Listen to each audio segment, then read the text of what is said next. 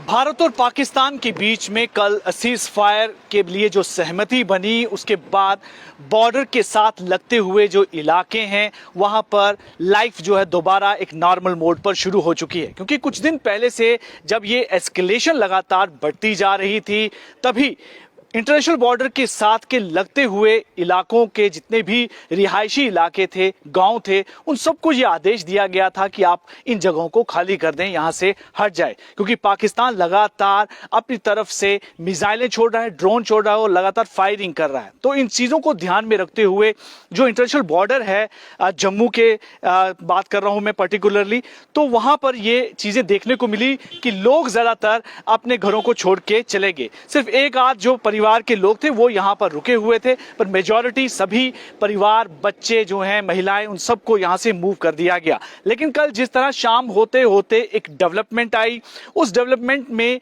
ये चीज पता चल गई कि भारत और पाकिस्तान के बीच में फिलहाल सीज फायर को लेकर एक सहमति हुई है। हालांकि उसके बाद भी छिटपुट कुछ चीजें ऐसी रिपोर्ट्स आ रही थी देर रात तक कि पाकिस्तान जो है वायलेशन कर रहा है, लेकिन उसके बाद चीजें नॉर्मल हो गई, कोई भी फिर उसके बाद ऐसी घटना नहीं आई।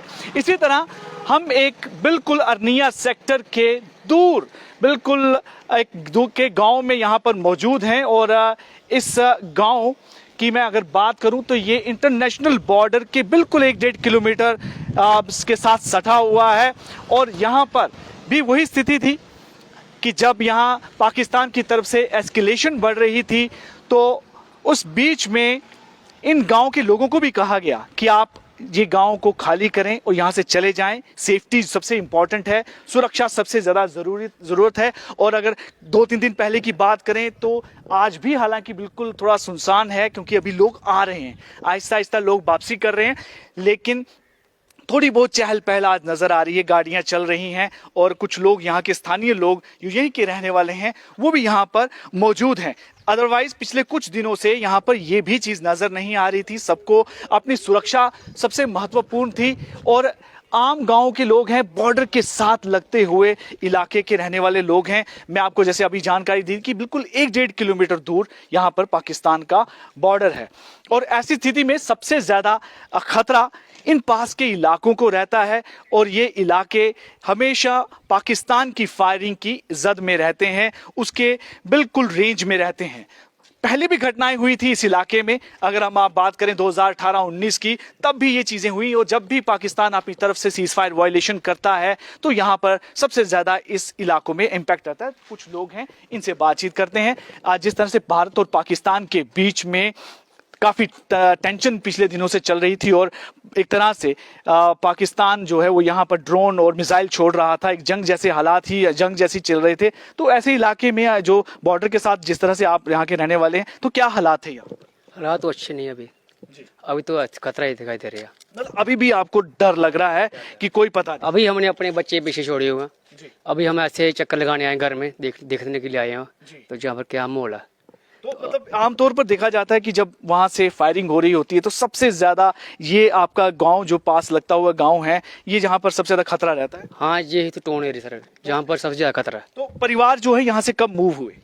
ये जैसे हमको बोला कि आप पीछे चले जाओ, तो फिर हमने बच्चों को लिया और पीछे चले गए हम। अभी आज ही आया, हम आया, अभी हमारे बच्चे पीछे हैं, अभी हम इधर चक्कर लगाने। मतलब आपने सोचा होगा कि पहले कुछ दिन रुक जाते हैं, फिर जो है वापसी करेंगे, ऐसा ना हो कि दोबारा से कहीं। बिल्कुल, अभी हम देखने आए हैं कि ऐसा माहौल है, लोग आए हैं कि या नहीं आए हैं।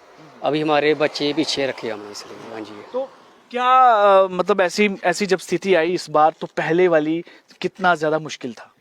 अभी और ज्यादा मुश्किल हुआ, इस बार ज्यादा मुश्किल हुआ है, पहले से ज्यादा खतरा इस बार आपको? हाँ जी, इस बार और सभी जगह खतरा है, जम्मू में खतरा। इस बार तो जिस तरह से एक जंग ही थी कि पाकिस्तान जो है वो शहरों को भी टारगेट कर रहा है। हाँ, शहरों में टारगेट कर रहे हैं, सभी लोग डरे हुए हैं, पीछे वाले लोग डरे हुए हैं। तो आप अभी मतलब एहतियातन तौर पर, जैसे इन्होंने जानकारी दी कि परिवार फिलहाल ज्यादातर लोगों ने कोशिश की है कि वो वापसी अभी नहीं करेंगे, कुछ दिन का इंतजार करेंगे, देखेंगे कि पाकिस्तान जिस तरह से उसने कहा तो है कि अभी सीजफायर करेंगे, क्योंकि 12 तारीख को एक मीटिंग होनी है, डीजीएमओ की मीटिंग होनी है। और डीजीएमओ की मीटिंग के बीच में पता चलेगा, यहाँ के बुजुर्ग भी हैं, इनसे भी बातचीत करते हैं, क्योंकि ये एक उम्र होती है जो कि इस इलाके में रहते हैं।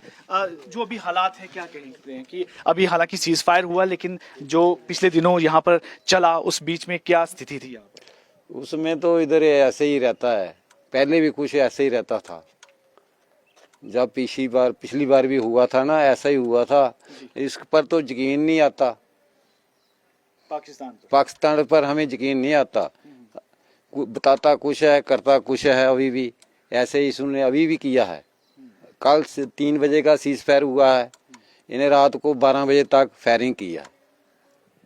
यहाँ पर पुलिस सुनाई दे रही थी, कुछ आवाज़ें सुनाई दे रही थी हमें। इधर तो नहीं, वो उधर हमारे साथ ही लगता है आरसपुरा में, उधर आवाज़ें आ रही थी, बहुत मोटी आवाज भी आ रही थी। तो इस पर कैसे यकीन किया जाए, हमें तो आता नहीं। अभी फिलहाल मतलब जिस तरह से लग रहा है कि आप वे इंतजार कर रहे हैं कि हमें इंतजार करना चाहिए, जल्दबाजी नहीं करनी चाहिए कि परिवार जो है वापस आए। हाँ, वो भी है। परिवार कैसे लाएं वापस, इनकी कल बात शुरू होनी है। इनको और यकीन नहीं है, पता नहीं इसने पहुंचना भी है उधर कि नहीं पहुंचना।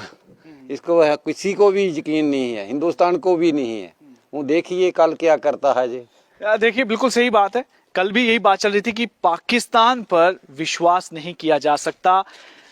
धोखेबाजी करना, पीठ पर छुरा घोंपना, ये आदत है, ये चरित्र है पाकिस्तान का। और पाकिस्तान हमेशा जो है सिर्फ जब बचाव की बारी आती है, जब अपने पर आती है बात, तो कोशिश करता है कि फटाफट रोक दे, लेकिन फिर से वो दोबारा इस तरह की हरकतों में वापस आ जाता है। तो ये फिलहाल हम बिल्कुल बॉर्डर के इलाके में से इस समय रिपोर्ट कर रहे हैं। लोकेशन को हम बिल्कुल बता नहीं सकते क्योंकि सिक्योरिटी की भी बात होती है, सुरक्षा की बात होती है, लेकिन अरनिया सेक्टर का एक दूर दराज का गांव है जो बिल्कुल बॉर्डर से 1-1.5 किलोमीटर के पास है। अभी भी नॉर्मल तो लाइफ है, लेकिन परिवार अभी भी यहाँ के लोग वापस नहीं आ रहे, इंतजार करना चाहते हैं, वेट एंड वॉच की फिलहाल उस स्थिति में है। और जब स्थितियाँ और ज़्यादा नॉर्मल हो जाएंगी, दोनों देश के बीच में कोई पर्टिकुलर एक एग्रीमेंट प्रॉपर हो जाएगा, तो उसके बाद ही जो है ये लोग सोच रहे हैं कि अपने परिवार को वापस लाएंगे।